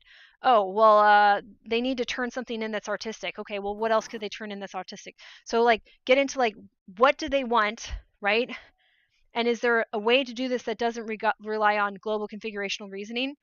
And so that you're not going to give up on the actual accomplishment, right? You're what I'm saying is like let's allow ourselves to be disabled and let that sink in, and then we never have to do stuff that we're disabled at ever again because we never could. And that it's not bad to be disabled. We're not disabled because we didn't try hard enough. We're disabled because we're just disabled. And we've been trying so hard, it's ridiculous. But if we try at something that we're disabled at, we're going to fail every time in a new way because we lack the part of our brain that can do that. So every time we try to do it, it's going to be a new misinterpretation of it because we can't see the thing to even interpret it. And that's fine because there's a whole bunch of stuff we can do. Like look at us talking right now. Like this is very sophisticated. So there's a bunch of stuff we can do, but I think the takeaway that I want everybody with autism who has this range of autism where we are able to use words the way that we are, and even if you're not verbal but you can type at this level, there's something going on with our brains where we're compensating very well around language. I don't know what that is. We can use that more. But the thing I want you to be able to let go of is this idea that the way that you're doing it is wrong. It's that you may have a better way of doing it that you haven't explored. And that letting go of having to do this thing that other people do is how you find that. Because the way that other people are doing it may, and I am arguing does, depend on them being able-bodied in a way that we're not. So then what do we do instead? And that I can, try to phrase that to be as uplifting as I possibly can, because it's kind of weird, because to be like, I'm disabled and people don't even understand how disabled I am. But that is an opportunity for you to do something no one else is doing that may be incredibly valuable. And I would argue almost certainly is.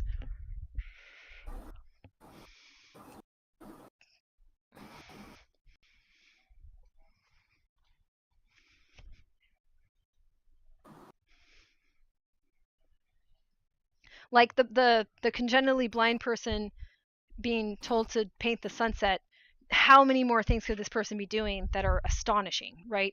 And really, really done well. So if it's, your specifics in your life, so take this as vaguely as I'm saying it, as far as you can take it, and then see what else you're going to find too. And I just want to encourage you to keep looking for that. Keep finding what is really making sense to you. And if somebody says that it shouldn't, ignore them.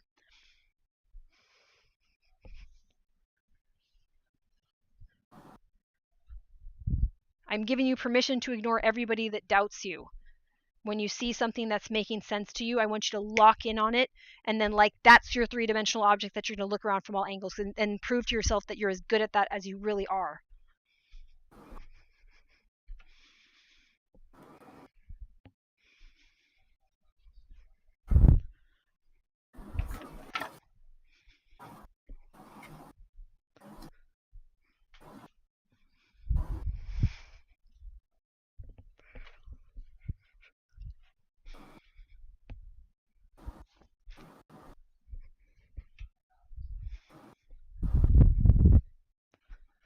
Okay, I'm putting stuff away.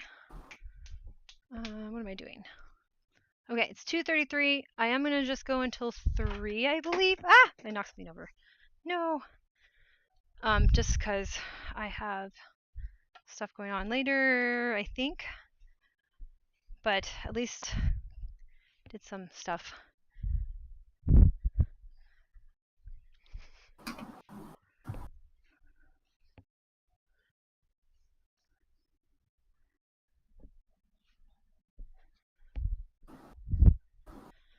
I think you're good. I think you're pretty good with words.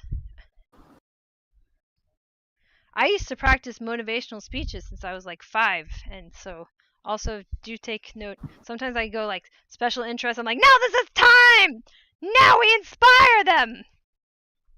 I'm Spartacus, or I don't know, something.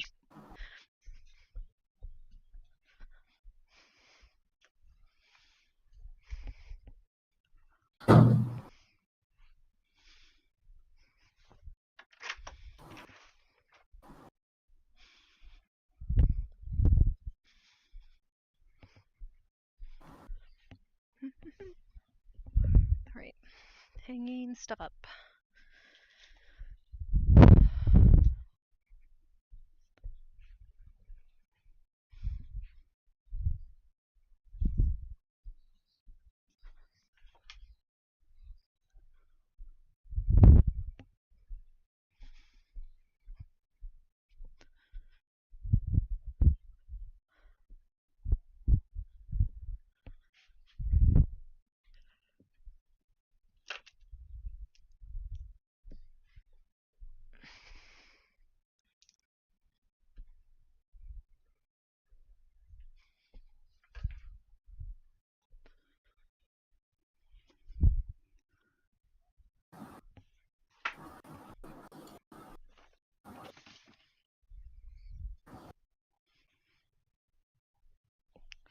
And when there's, yeah, let me see. It's one of the other reasons I don't want to give that up. I know my other limitations and they're bad. This one is hard to quantify, much more misunderstood, so I feel I can hack it. Yeah, I think the hacking part I don't mind. Don't give up on like the actual thing. So, do you want to like give any more specifics about what's going wrong? Like, okay, if you had to tell me, if you're troubleshooting this, right?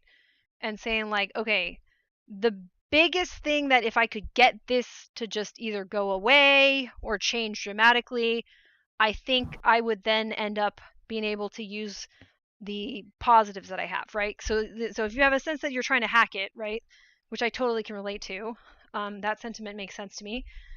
There must be some sense in which like there's other stuff that you already feel confident about, right? So, you know, if I can adjust around what you already feel confident about, what would be adjusting out of the picture?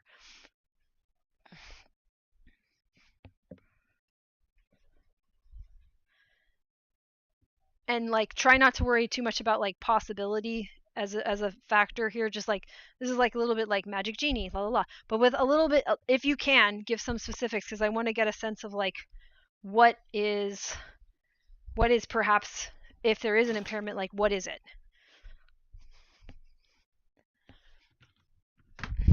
And I may not be able to help, but just in case I can, I wanted to ask, just in case, because then I want to try.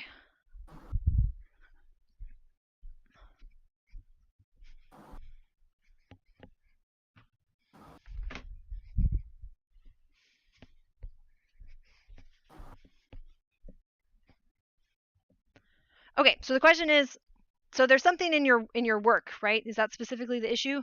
Like the thing you get paid for?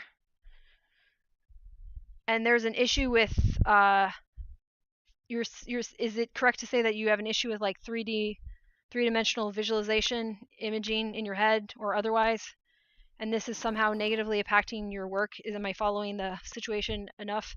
And that was like kind of vague, so I was wondering if like there could be a specific, and then to try to make that more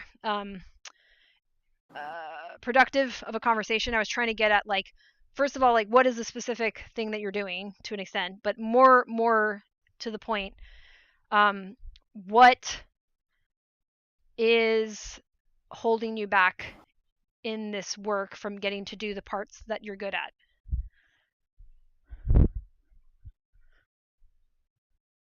More for personal projects. Okay. So creative projects. You mentioned something about creativity. What sorts of projects? Yeah.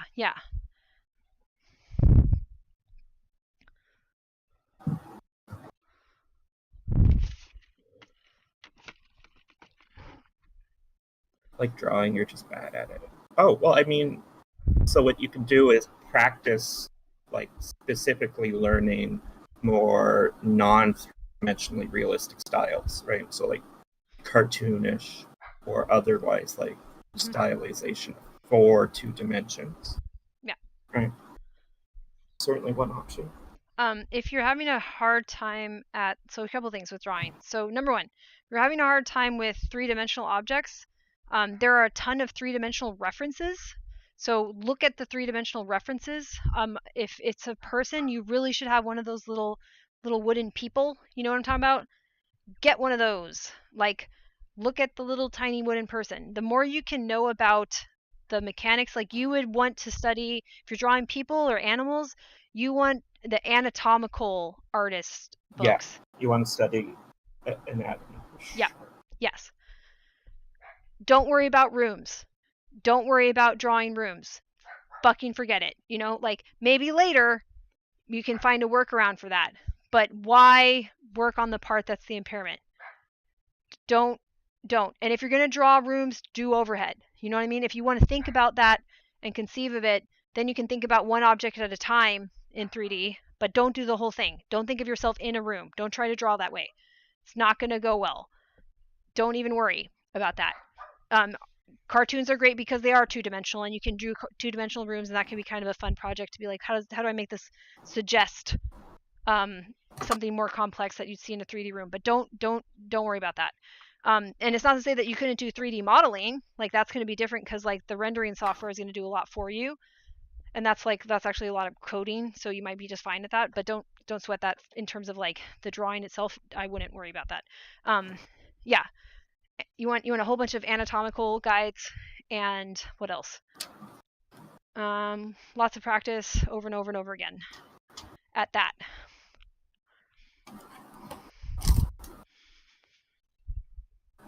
What sort of things are you drawing?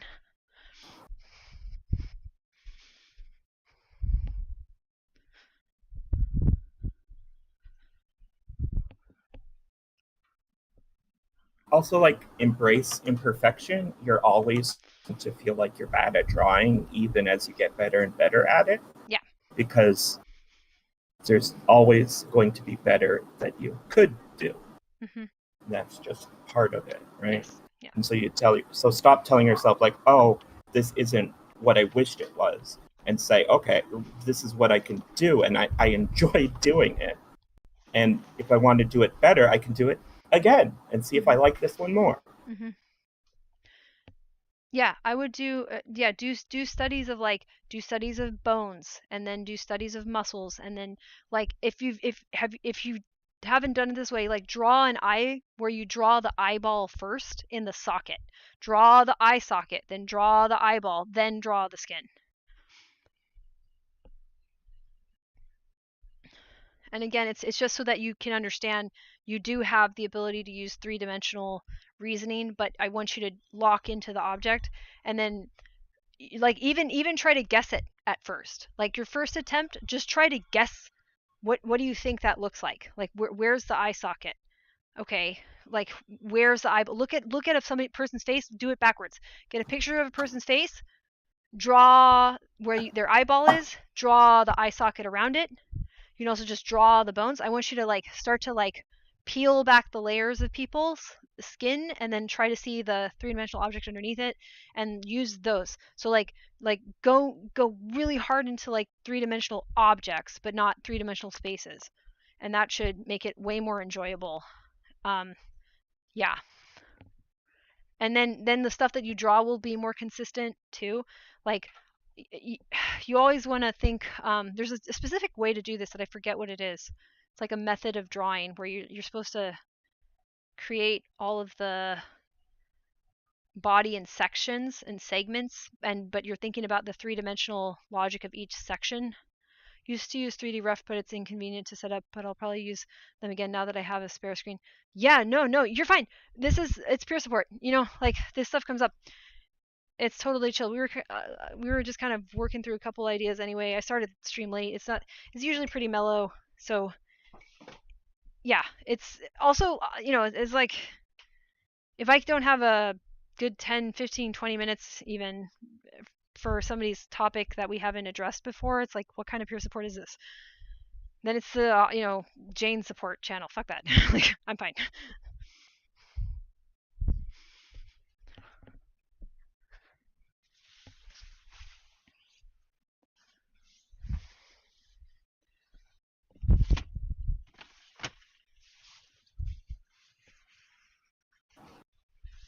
Yeah, yeah, exactly. I'm glad that that resonated because I think that's gonna just keep paying dividends. So keep thinking about it.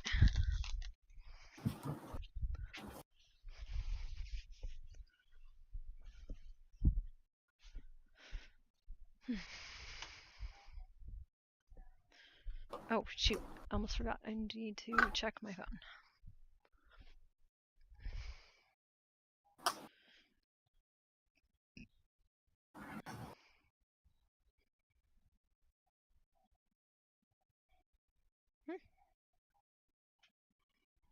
Oh, I think my stream anniversary passed and I didn't even think about it very much. Am I up to 3 years or 4? 4? No. 3, right? Yeah. Yeah, this is my 3rd year of streaming. Okay, it's not that much. I was like, feels long. Okay.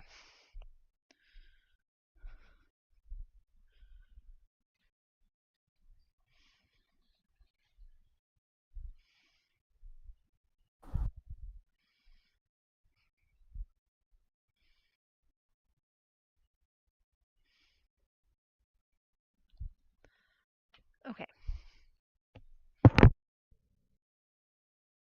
All right. Putting more stuff away. Yeah, okay.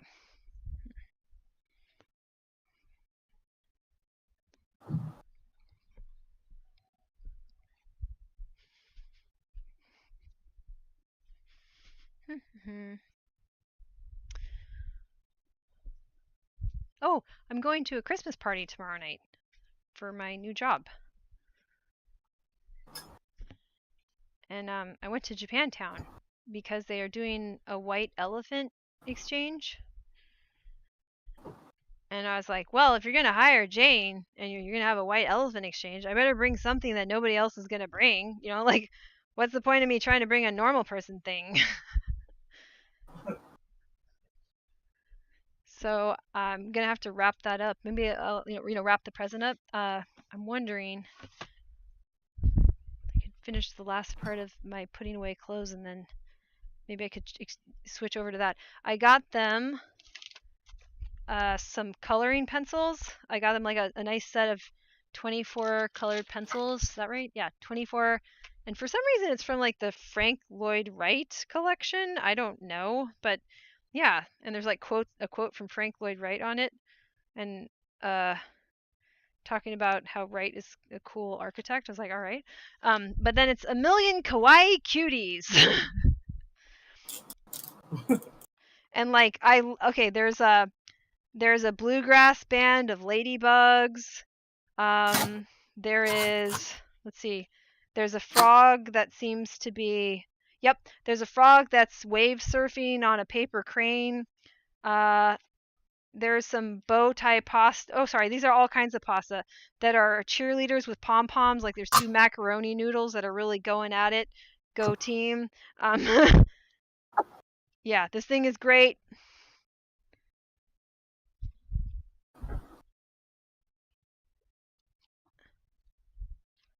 Yeah, there's a circus of hedgehogs.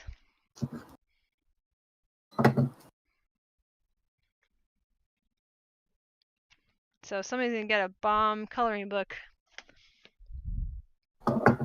It's also gonna help me to figure out who I should most rely on for friendship, because whoever takes this, I'm like, good.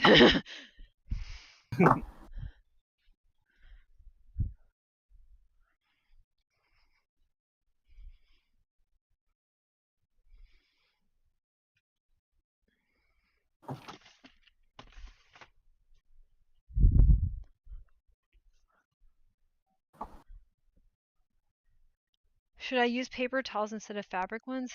For instance, you swim daily, should use paper towels instead of fabric. Would one be better for you?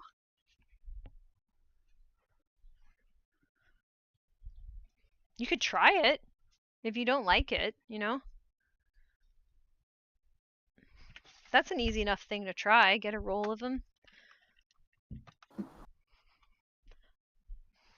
I would just go for it. I would try it. Jamie, I think, you know what, Jamie? I don't know if you're the type that hesitates, but cost of drying the fabric ones are needed by a place to hang them. Yeah, why don't you just go get you that and see what you think?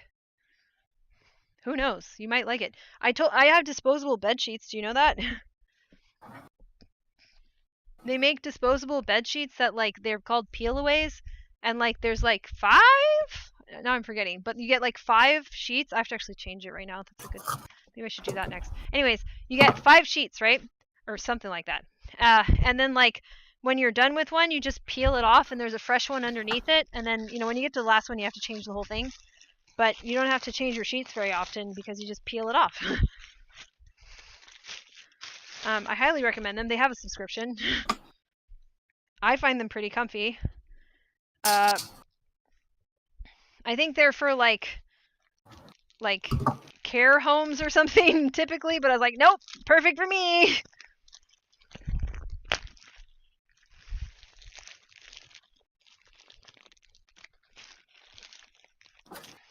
Yeah, 5 layers.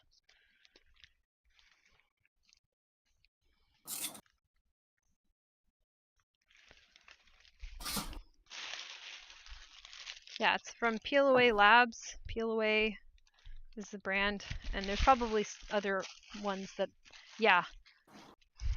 So why not? Yeah, see if you like it. You don't have to do things like normal people. Just remember that. That's my takeaway. You don't have to, and it's entirely possible that you literally can't. So let's just do something else. Why not be yourself? Everyone else is taken. That's a quote from somebody.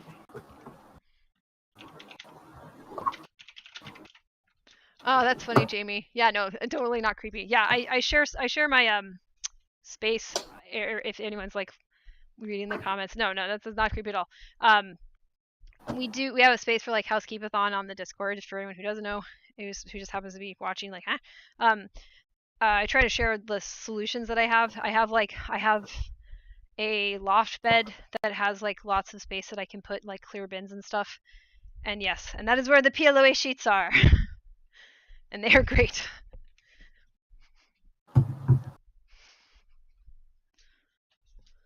Merly. Oh, Merly, what you doing? And yeah, weighted blankets. It's also great. I'm trying to get a slightly heavier one than I currently have. I have 2 that I've been stacking. I was like, let me get one that's like just the heaviest and see if I like it. Because I don't think I will dislike it. At this point, I'm like, let's go. It's like a 25-pound one. I was like, okay. All right. Then pillow. Wash this pillow. Okay. Did I put everything in the dryer yet? Did I put more stuff in the washer? Ooh, you know what I'm going to do? I'm going to make sure I know where my wrapping paper is for the white elephant present. I know I bought some, but I don't know where I put it. Oh, wait, yes I do. See, it's in my loft bed storage. Haha! And the wrapping paper I have is like, it's like little gray bunnies with pink flowers everywhere and like pretty little green leaves. So it's also, I think it kind of like suggests like what kind of situation is going on the inside. So then whoever picks it won't be like, man, why is it in a monster truck or whatever.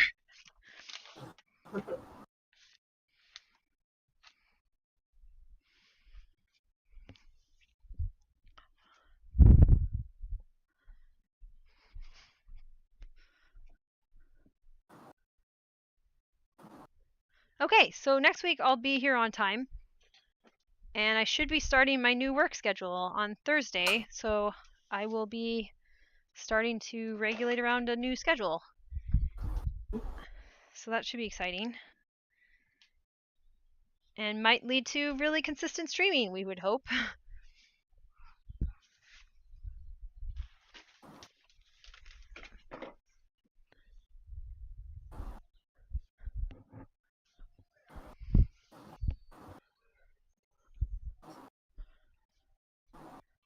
Okay, let's see here. I also thought I would do an off-stream one this week, by the way, just for anybody who would be interested that's in the Discord. Last time Tara was here, she was mentioning that would be nice, and I want to start messing with it next week since my new schedule is kicking in, and I might as well like not waste any time on that because it's really important. Does anyone have opinions on what day that would be? No. Okay. Because I'm kind of thinking Wednesday, maybe, but I'm not 100% sure. So if that's not a good day, it could also be a Monday night thing. So I'm thinking like an evening thing that isn't streamed. My first two choices are Monday and Wednesday. So just starting to talk about it. It wouldn't happen this Monday anyway because that's when the holiday party is. So yeah, but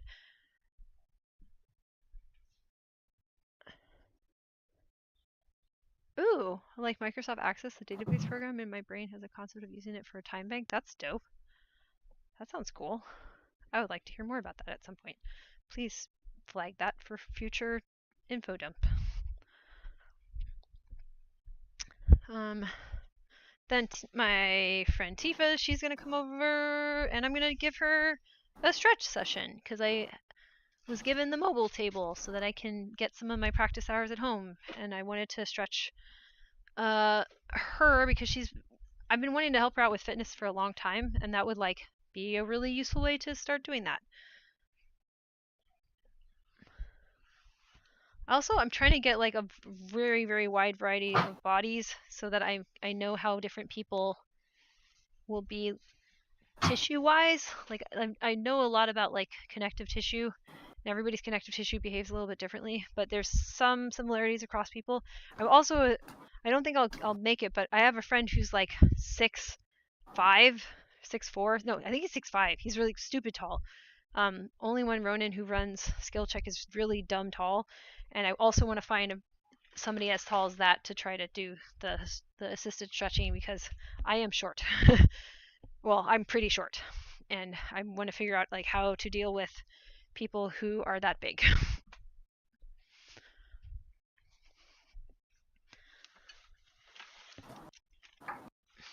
And that is my general life update, so people know what's going on if they were curious, which you don't have to be. The core thing to remember about fitness is that it doesn't have burnout, so you have to put the work in. It's 3 months or so. Proper fitness focus results slow, so it's to be easy at ease with the speed. Yeah, no, I super agree with that. Yeah, and like even for me, so what I'm doing, I do assisted stretching, so that's my job now. Well, almost my job now. It's like I'm finishing up training for it. And like I have to be in really good shape because I'm basically it's like the person's like it's like they're a gym equipment and I'm moving their body around, so I have to be careful of leverage and where my position is. And then they're doing P&F stretching, if you've heard of that. And exactly, and even with like stretching, same thing. Like getting more flexible is also going to be like a 3-month process minimum, to really see, you know, and get your body conditioned up to the point where you can go to the next phase. Yeah, we do periodization the same way you would in like standard fitness. They just adjust it so that periodization means something a little bit different for yeah, like the objectives you would have with flexibility.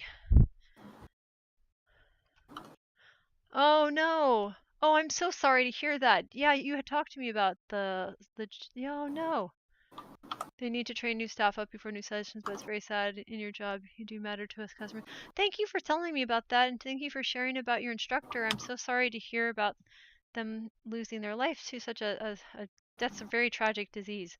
And but I do appreciate you sharing the impact that they left on you and that they were such a cool person.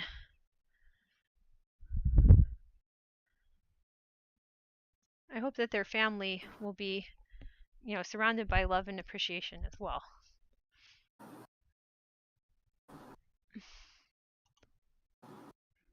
I have successfully modeled the shelves that are attached to my desk. Oh, wow. Oh, it's great. Nice work. Yeah. It's technically incorrect because on the left side there's only 3 shelves, but I don't really have room to put the fourth shelf in and keep it to scale accurately. Yeah. Right? It's like at that point you just can't even see anything. So Yeah. I'm not fully sure what I'm going to do with that situation. That But like the totally makes idea is sense. like I want to have 100% accurate to scale model of where like all my things in Perfect. my house. Oh, it's so good.